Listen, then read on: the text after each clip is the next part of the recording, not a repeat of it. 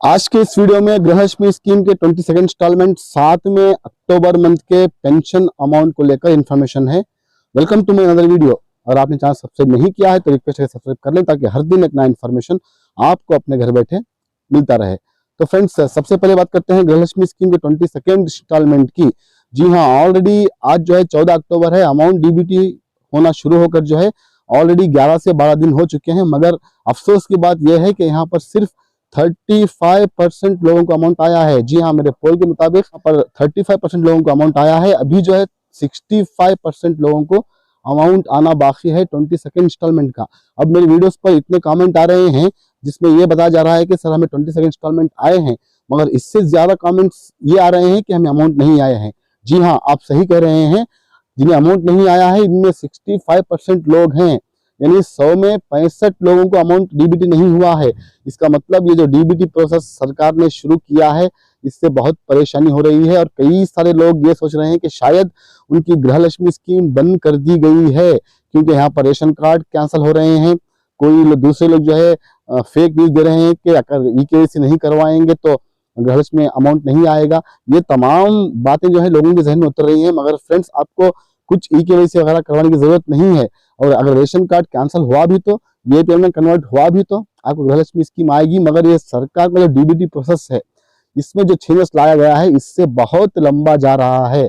तो फ्रेंड्स, यहाँ पर अगर हम देखें तो 11 दिनों में सिर्फ 35% हुए हैं, यानी आने वाले 15-20 दिन लगेंगे पूरे अमाउंट डीबीटी होने तक। मेरे ख्याल से अंदाजन 25 तारीख तक जा सकता है डीबीटी प्रोसेस 22 इंस्टॉलमेंट का।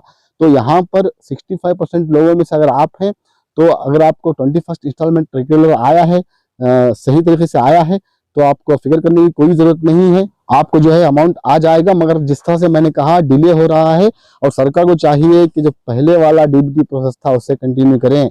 यहाँ पर लोगों के जहनों में अलग अलग बातें आ रही हैं कि हमें अमाउंट क्यों नहीं आया, हमारा रेशन कार्ड क्या कैंसिल हुआ है, हमारा गृहलक्ष्मी स्कीम क्या कैंसिल हुआ है। इस तरह से लोग सोच रहे हैं।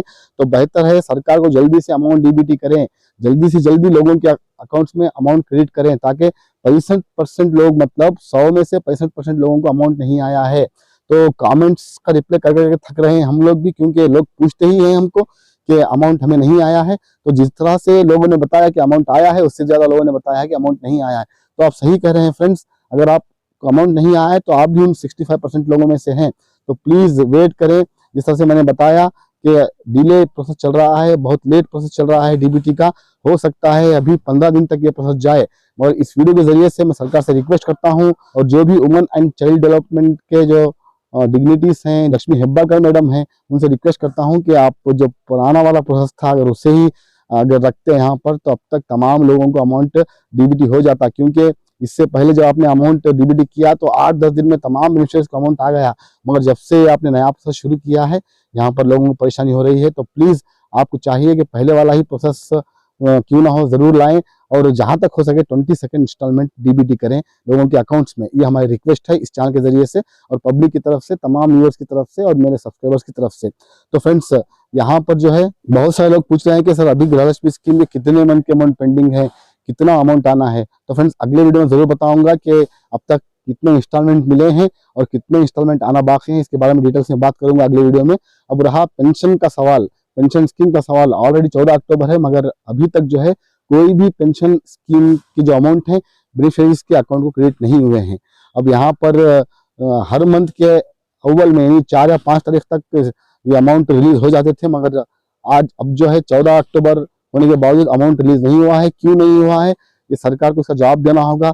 जो भी पेंशन स्कीम के बेनिफिशरीज हैं वो बेसब्री से वेट कर रहे हैं। सरकार को चाहिए कि जिस तरह से यूनिधि और गृहलक्ष्मी स्कीम का अमाउंट रिलीज किया है इस महीना, उसी तरह उन बेचारों का भी, जो भी पेंशन स्कीम लेते हैं, उनका भी जो अमाउंट जल्दी से जल्दी रिलीज करें। अब तक ये रिलीज क्यों नहीं हुआ, इसकी वजह तो बताएं, ताकि लोग जो है थोड़ा तसल्ली के साथ रह सकें। इसके बारे में कोई अपडेट नहीं दे रहा है, सिर्फ गृहलक्ष्मी, युवा निधि, बाद में जो है रेशन कार्ड, इसी के बारे में लोग कहते हैं। मगर जो पेंशन वालों का जो प्रॉब्लम है वो कोई भी नहीं उठा रहा है। मगर आप फिक्र मत करें, हमारा चैनल मौजूद है। हर हर एक बात जो सरकार से स्कीम आपको मिलती है, अगर वक्त पर नहीं मिलेंगी तो हमारा चैनल इसके खिलाफ आवाज उठाएगा। तो मैं सरकार से रिक्वेस्ट करता हूं कि पेंशन स्कीम के अमाउंट भी जल्द से जल्द बेनिफिशरीज के अकाउंट को रिलीज करें, क्रिएट करें। तो फ्रेंड्स इस वीडियो को लाइक और शेयर जरूर करें। अगर चैनल पर नए हैं, बिना सब्सक्राइब किए अगर देख रहे हैं तो रिक्वेस्ट है सब्सक्राइब करके देखें, ताकि हर दिन एक नया इन्फॉर्मेशन आपको अपने घर बैठे हमारे चैनल पर मिलता रहे। मिलते हैं मेरे अगले वीडियो में एक नए इन्फॉर्मेशन के साथ। तब तक के लिए thank you for watching. Stay safe, stay blessed always.